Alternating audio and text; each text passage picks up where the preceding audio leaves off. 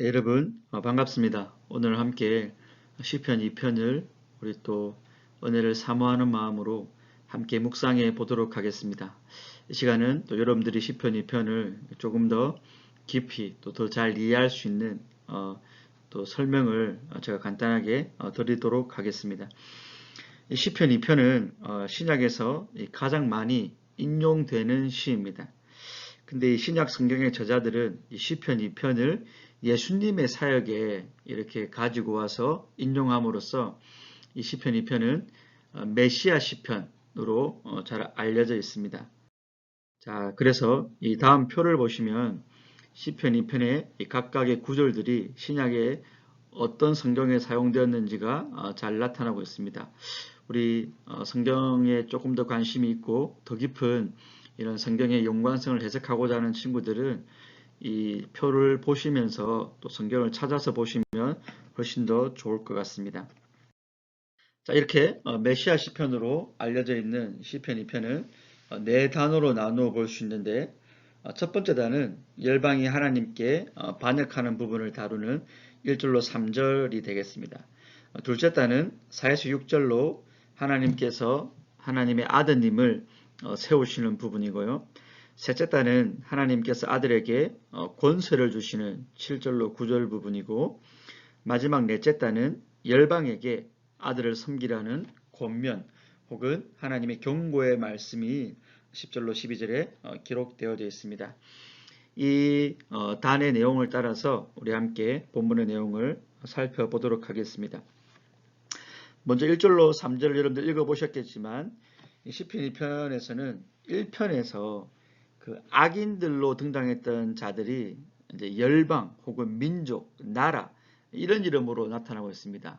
이것은 단순하게 그 악인들이 흩어져서 각계 전투를 펼치는 자들이 아니라 어떤 하나의 연대를 해가지고 연합 전선을 구축하고 하나님과 그의 아들 메시아를 대적하는 존재들이라는 이 세상 악한 세력의 실체를 성경은 우리에게 이렇게 무리로서 보여주고 있습니다.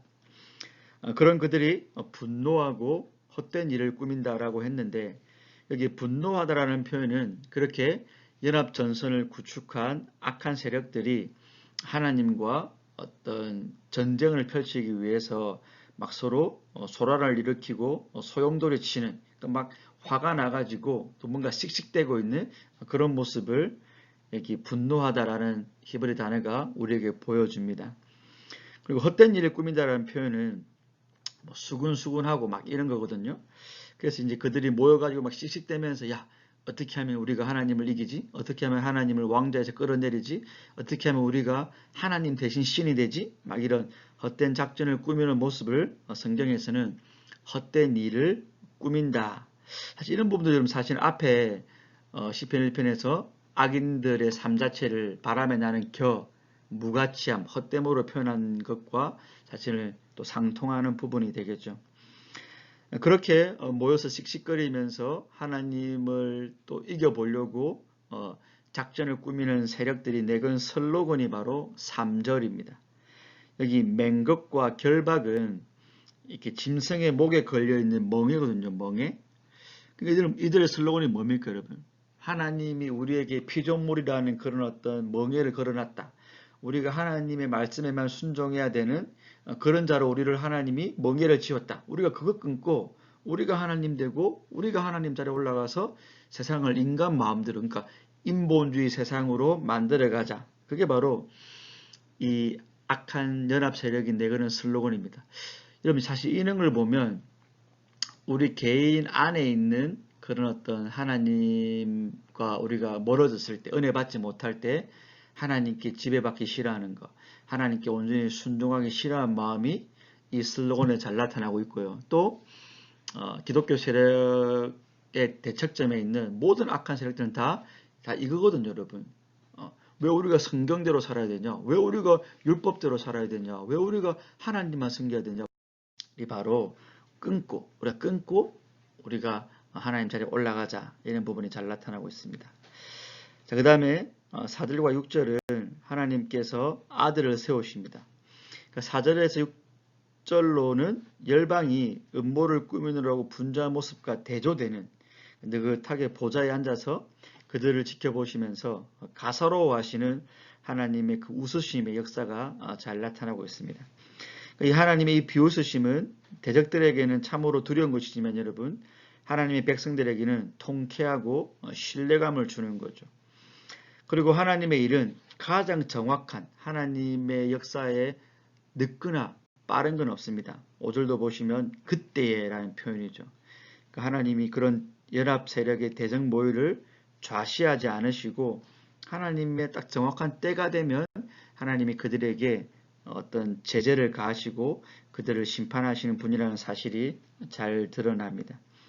근데 하나님이 직접 그들을 처단하는 게 아니고 6절을 보시면 내가 나의 왕을 내 거룩한 산 시온에 세웠다라고 말씀하시죠.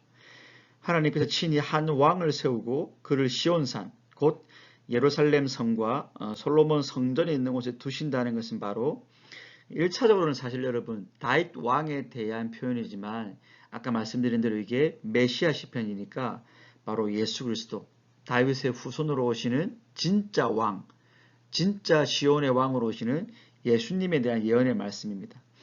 그 하나님이 이 세상의 연합 세력들, 악한 세력들을 처단하시기 위해서 직접 나서지 않으시고 당신의 아들을 왕으로 세우시고 그 왕을 통하여서 하나님이 심판하시겠다라는 하나님의 어떤 계획을 보여주시는 거죠. 그 다음에 7절로 9절은 그 하나님이 아들에게 권세를 주시는 겁니다. 근데 그 권세가 바로 메시아에게 우주적인 왕권을 주신다라는 것입니다, 여러분. 그래서 이런 부분들도 사실은 일단은 시편 2편은 우리가 이제 보통 다윗이 지은 것으로 알려져 있고 뭐 다윗 왕을 이렇게 1차적으로는 지목하는 거 맞습니다. 그렇지만 아까 말씀드린 대로 메시아 시편은 다윗을 통하여서 메시아이신 예수님을 우리에게 보여주는 시편이기 때문에 이 아드님이시고 또 우주적인 왕권을 받으신 분은 바로 우리 예수님으로 이해하면 되겠습니다. 그래서 사도행전 13장에도 보니까 곧 하나님이 예수를 일으키사 우리 자녀들에게 이 약속을 이루게 하셨다 함이라. 시편 둘째 편에 기록한 바와 같이 너는 내 아들이라 오늘 너를 낳았다 하셨고, 그러니까 이게 뭡니까? 사실은 구약의 다윗에게 주신 하나님의 다윗 언약의 말씀이었는데 시편을 신약의 저자는 예수님에게 하신 말씀이었다라고 이렇게 성취된 예언을 적용시키고 있는 거죠.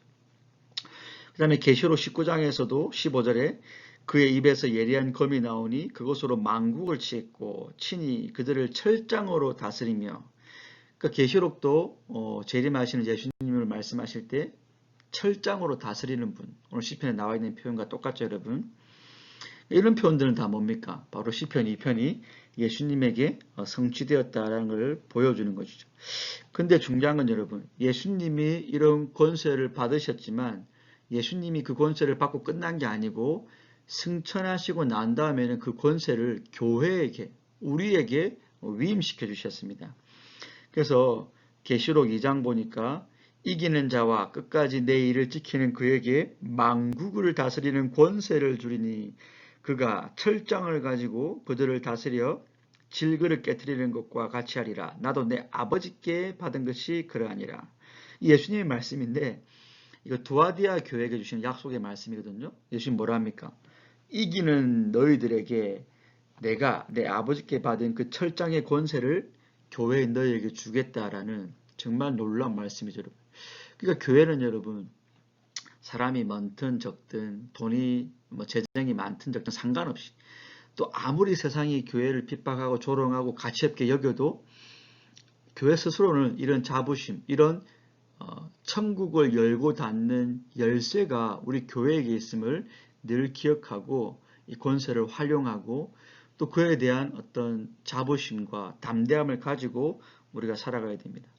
마태복음 28장에도 예수께서 나와 말씀하여 이르시되 하늘과 땅의 모든 권세를 내게 주셨으니 그러므로 너희는 가서 모든 민족을 제자로 삼아 아버지와 아들과 성령의 이름으로 세례를 주고, 여기도 예수님이 권세를 받았고 그 권세를 가지고 너희가 가서 그러므로 너는 가서 복음을 전해라 라고 하면서 예수님에게 주어진 권세가 예수님의 승천 이후에는 교회에게 위임되었다는 사실을 잘 드러나죠, 여러분. 그 다음에 네 번째 따는 열방에게 아들을 섬기라는 어찌 보면 권면보다 경고죠, 여러분. 그러니까 시편 저자는 10절에서 하나님을 대적하며 그가 세우신 자 예수 그리스도를 거스르는 자들을 향해 지혜를 얻고 교훈을 받으라고 권면합니다. 즉 하나님을 향한 무모하고 어리석은 모의를 버리고 살 수 있는 지혜, 신적인 지혜, 생명을 얻는 지혜를 구하라는 것이죠. 세상에 어떤 쓸데없는 그런 지혜가 아니고 현실을 정확히 파악하고 현명하게 처신하라는 경고입니다. 11절은 여호와를 경외함으로 섬기고 떨며 즐거워할지다 라는 건 뭡니까, 여러분? 이거는 마땅히 하나님의 백성에게 나와야 되는 거고 그 권면을 듣고 돌아오는 자들이 해야 되는 마음과 외적인 삶의 자세죠, 여러분. 바로 섬기고 떨며 즐거워하는 것. 그러니까 두려움과 즐거워하는 게 공존하는 게 바로 하나님을 믿는 예수님을 메시아로 마음속에 모시고 살아가는 자들의 바른 감정과 마음 자세라는 겁니다. 이게 뭡니까? 두려움과 즐거움이 공존하는 게 바로 경외죠, 경외. 어찌 보면 이제 모순되는 감정처럼 보일 수 있는데 이 경외는 두려움과 즐거움, 그분을 누리는 게 이렇게 상호 교환되고 연합되어 있는 그런 감정이라고 할 수 있습니다. 그러니까 우리가 하나님을 제대로 믿는다는 것은 두려워 뜨는 것 없이 하나님을 친구로만 너무 쉽게 대하는 것도 아니고 최근에 어떤 목사가 뭐 하나님 까불지 마 이런 말 했다는데 이 말이 안 되는 거죠. 그렇게 두려움 없이 친구로만 대할 수도 없고 동시에 즐거워하는 마음 없이 하나님을 내 사랑하는 여인으로 그분을 내 사랑하는 또 뭐 목자로 든든한 반석으로 또 내가 언제든지 대화할 수 있는 친구로 여기면서 그분을 어떤 무서운 존재로만 또 여긴다면 또 말이 안 되는 거죠. 그러니까 이 즐거움과 두려움은 항상 공존하는 마음입니다. 그게 바로 경외입니다, 여러분. 그 다음에 12절은 이 복음의 약속과 심판의 경고가 동시에 증거되고 있습니다. 그래서 이들에게 아들에게 입맞추면 살 거다. 이 말은 뭡니까? 입 안 맞추면 다 죽는다, 망한다 이런 말이 그 안에 내포가 되어져 있는 거죠.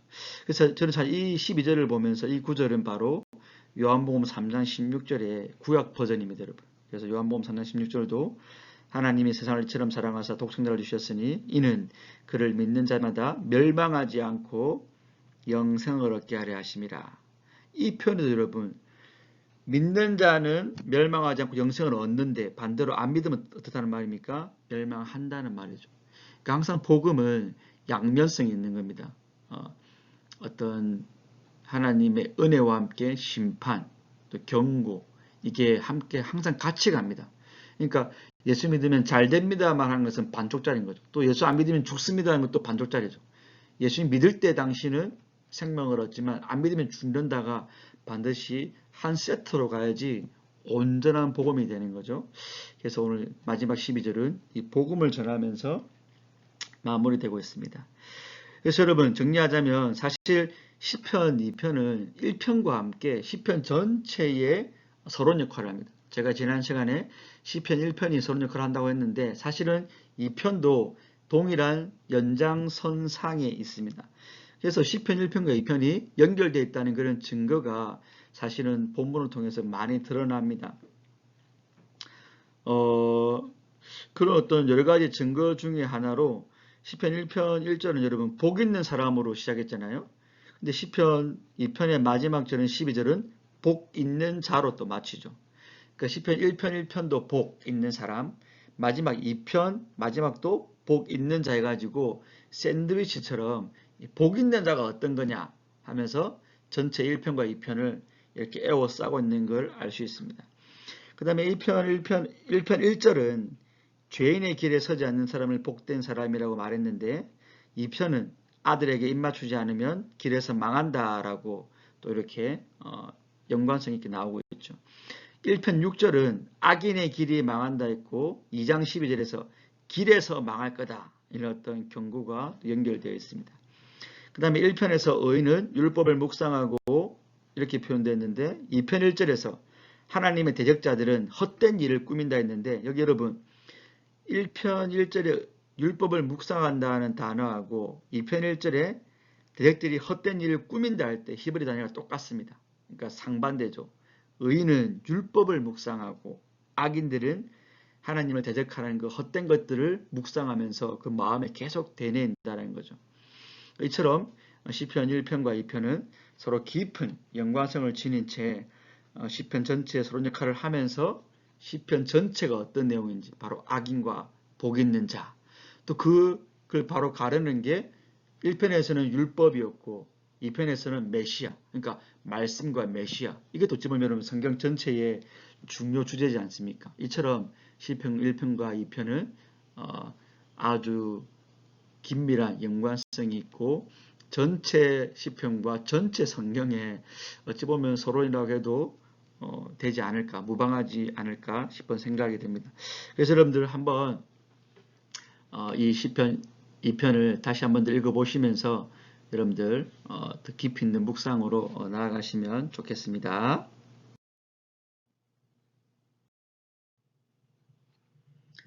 자, 여러분 적용하기는 원래 제가 적용하기를 다 해주지는 않을 텐데 여러분들이 혹시 적용하기 힘들어 하시는 분이 있을 수 있어서 제가 좀 이렇게 도움을 주기는 하겠습니다. 삼일체 하나님은 어떤 분인가 했을 때 악인들의 반역과 괴계를 좌시하지 않으시면서 반드시 심판하시고 또 이렇게 회개하는 자들을 구원하시는 하나님으로 이렇게 나타나고 있죠. 또 그 밖에도 여러분들이 더 많이 이렇게 묵상하시면서 발견하는 하나님의 성품, 속성을 찾아내면 됩니다, 여러분. 그 다음에 이제 삼일체 하나님 앞에서 인생은 어떤 존재인가? 바로 반역하고 그분이 우리에게 준 생명의 멍에, 그분에게 지배를 받고 그분 안에 있어야만 가장 행복한 그 멍에를 끊어버리려고 하는 그런 존재들로 폭로당하고 있죠, 여러분. 근데 여러분 이거를 단순히 세상으로만 적용하지 마시고 내 안에 있는 하나님 반역하는 거, 하나님을 대적하는 거, 하나님의 지배를 받기 싫어하는 죄의 어떤 욕망들을 여러분 한번 곰곰이 묵상해 보시면서 한번 적어 보시기 바랍니다. 내가 하나님 앞에 어떻게 반역하고 있는지. 자, 하나님의 사역은 바로 예수님을 보내서 아드님을 세워서 그분에게 무적인 권세를 줘서 그분을 심판하시는 분. 혹시 여러분 이럴 수 있죠. 원래 예수님은 하나님이고 예수님이 삼위 하나님의 제2인데 왜 굳이 그분이 왕권을 또 받아야 되나? 그건 어떤 사역적인 측면입니다. 원래 예수님은 존재론적으로는 삼위 중에 하나님이 맞죠. 제2위 하나님 맞지만 그분은 사역적인 측면을 위해서 우리를 구원하기 위해서는 빌립보서 말씀처럼 다 버리고 왔죠. 다 내려놓고. 그리고 그분이 십자가 지고 부활하심으로써 하나님께 다시 얻는 방식으로 왕권을 가진 겁니다. 그러니까 예수님의 존재적인 측면에서는 창조주요 구원자가 맞지만 그분이 사역을 위해서 그 모든 것들을 다 내려놓고 오셔서 하나님의 어떤 구원을 위한 메시아로서는 그분이 십자가와 부활한 이후에 왕권을 얻었다. 그 왕권을 가지고 교회에게 위임시켜 주셨다. 이렇게 좀 이해하시면 좋을 것 같습니다. 그래서 예수님이 바로 철장의 권세로 여러분 그 파괴죠. 파괴고 깨트리고 허물어뜨리는 겁니다. 우리가 이런 선지서를 보면 하나님이 심판할 때 내가 세웠다가 내가 무너뜨리겠다는 말 많이 나오거든요. 그러니까 이런 철장의 권세는 깨트려 버리는 거, 파괴시켜 버리는 거. 그러니까 인간의 인본주의를 하나님이 그것도 묵사발 내버리는 거, 통쾌한 거죠. 그게 표현되어 있습니다. 그 다음에 4번, 삼일체 하나님의 사역으로 인해 인생에게 어떤 일이 발생하는가. 여러분 우리가 이런 예수님의 사역을 통해서 결국은 이 세상이 악의 세력이 망할 거라는 거 우리가 이제 생각해 볼 수 있겠죠. 이미 예수님의 십자가로 세상을 이미 정죄를 받았다라고 했습니다. 그러니까 여러분들이 이 세상에 그런 어떤 승승장구 하나님을 대적하고 교회가 좀 핍박받는 것 같고 성경 말씀이 무시되는 것 같은 속에서도 사실 그 자체가 여러분 하나님의 인생들을 그대로 가도록 내버려두는 하나님의 하나의 정죄요 심판임을 알아야 됩니다. 이 세상은 하나님의 정죄 아래에 있는 거죠. 그뿐만 아니라 여러분 나에게도 혹시 하나님이 나에게 찾아오셔서 철장으로 깨트리시는 그런 경험들 여러분들이 한번 또 묵상하면 좋을 것 같아요. 만약에 여러분들 하나님이 나한테 찾아오셔서 그 철장 권세로 나를 내 죄악을 깨트리신 게 없으면 우리는 어찌 보면 불신자일 수도 있습니다. 하나님 반드시 자기 백성에게도 남아있는 죄의 찌꺼기, 남아있는 죄의 잔존 세력을 하나님이 털어버리고 깨트리시기 위해서 예수님이 철장을 가지고 오십니다. 그때 우리는 좀 아프고 고난도 받고 좌절도 느낄 수 있고 하지만 택자는 그 때문에 망하는 게 아니고 성화되고 연단되고 정금처럼 나오게 되는 과정으로서 그 하나님의 철장이 이렇게 적용되는 거죠. 그래서 그런 부분들 한번 여러분들이 적용해 보시면 좋을 것 같습니다.